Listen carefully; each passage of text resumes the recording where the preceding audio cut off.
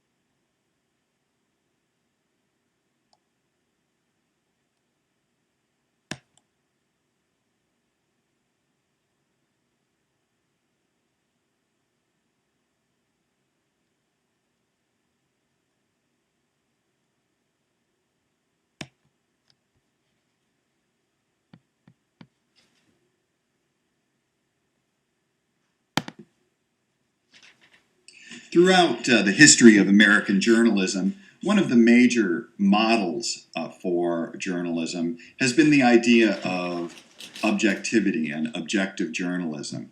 This is the idea that journalists should try to set aside all of their biases and prejudices and views and simply report on the news and events in a unbiased, factual, accurate way. It assumes that it is possible for journalists and reporters to do that, that when a reporter is covering crime or government scandal or any other issue, there is the assumption that a journalist can report on all of those events without any kind of subjective bias. Central to this idea of objective journalism is the inverted pyramid style, where the journalist, in a very accurate, unbiased way, addresses certain key questions about an event or issue being covered, such as telling the reader who, what, where, and when, and that the most important details of the story are presented in an objective fashion at the top of the story, and the less important details are consigned to the bottom of the story. Now, I guess I think a big question throughout this whole chapter is whether or not American journalism should continue to embrace this idea of objectivity, and is it possible? Or, as some critics would say, is this idea of objectivity really a sham? All right, and later on in the chapter, some critics make the case that what is considered to be objective reporting really is not that at all. That if you peel away the style of the article or the report, there still is, some critics would argue, a particular point of view presented. And these critics argue that a lot of time the point of view of objective journalists is to simply reinforce the views of those that are in power, that according to the standards and routines of objective journalists, reporters will get quotes from relevant parties and as a way to attest to the objective, authoritative nature of the report. So a lot of times journalists, if they're doing some kind of report on a society, they will rely on quotes from business leaders, corporate executives, or government employees, or government leaders, or politicians. And some critics argue that that very practice of relying on sources that are powerful again tends to reinforce the views of those in power. And these critics argue that that is anything but objective. So again, a question for us. Should we expect journalists to be objective? Or should we simply move to a different model that acknowledges the subjective nature of journalism?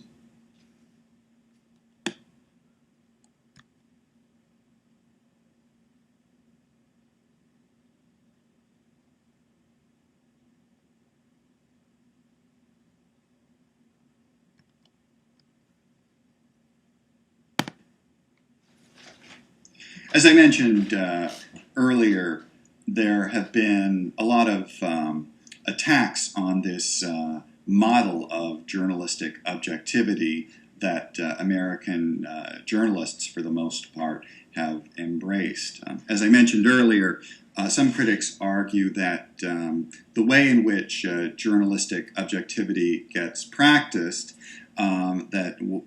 in fact, what it does is it leads to the reporter focusing more on the views of those that are in power, because these sources in government and business are considered to be authoritative sources that the journalist relies on for his or her story. Right, so that stories on anything having to do with government policies will rely heavily on what government leaders and politicians have to say about those policies, or any kind of stories about business tend to rely heavily on the views of corporate executives. So the criticism here is that this kind of journalistic objectivity is not really objective, but that it tends to really privilege and promote the views of the powerful in society. Another criticism of this idea of objectivity is that the way it's practiced leads to a very superficial form of balance with this ping-pong type structure, where a journalist will assume that there are two sides to a story and then get quotes from people associated with both sides, and then assume that, well, the truth must be somewhere in the middle, all right? So that a story might, about some, about healthcare reform or taxes, might include quotes from a Republican and then from a Democrat, and no real context, just beyond this kind of ping-pong back and forth of opposing views. And some critics argue that kind of ping-pong structure for balance doesn't really provide any thoughtful, enlightening sense of what a story is about. It doesn't provide any kind of knowledge for the audience member, apart from the views of these opponents. Now, as a result of these attacks on the idea of journalistic objectivity, writers and journalists over the years have experimented with alternatives to this model of objectivity. One alternative is this idea of literary journalism, also called the new journalism. And what that does is it's kind of like a blend or mashup of fictional approaches to storytelling, where you invent dialogue, invent characters, and you take a real life issue like poverty or homelessness, but then to help explain that issue, you might create some composite characters or invented dialogue to provide some more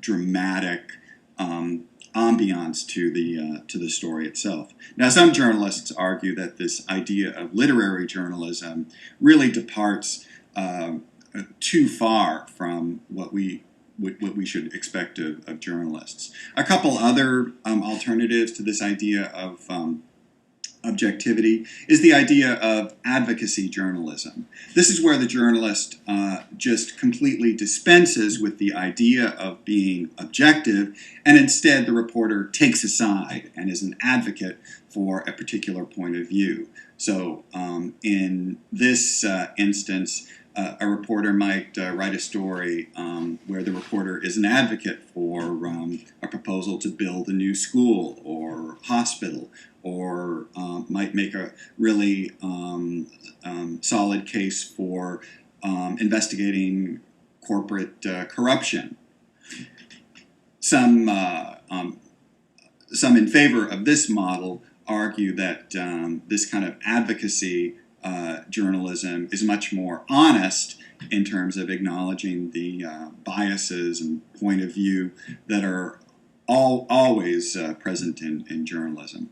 Another alternative to objectivity is this idea of precision journalism. This is where a reporter will make use of extensive research and computer data to further research a particular issue or topic. So, for instance, an article on healthcare and healthcare reform. If that article was written from the perspective of precision journalism, the journalist might make use of lots of computer data about the demographic background of people that have health care, what are the costs for health care, what are the advantages of government oversight of healthcare reform, and so forth. In other words, precision journalism makes use of the traditional models and tools of journalism, but complements them with more rigorous computerized sources of information, making use of various kinds of data banks. So what do you think of some of these alternatives to objectivity? Or do you think that journalists should stick to the model of journalistic objectivity and simply try to report stories without bias or a point of view?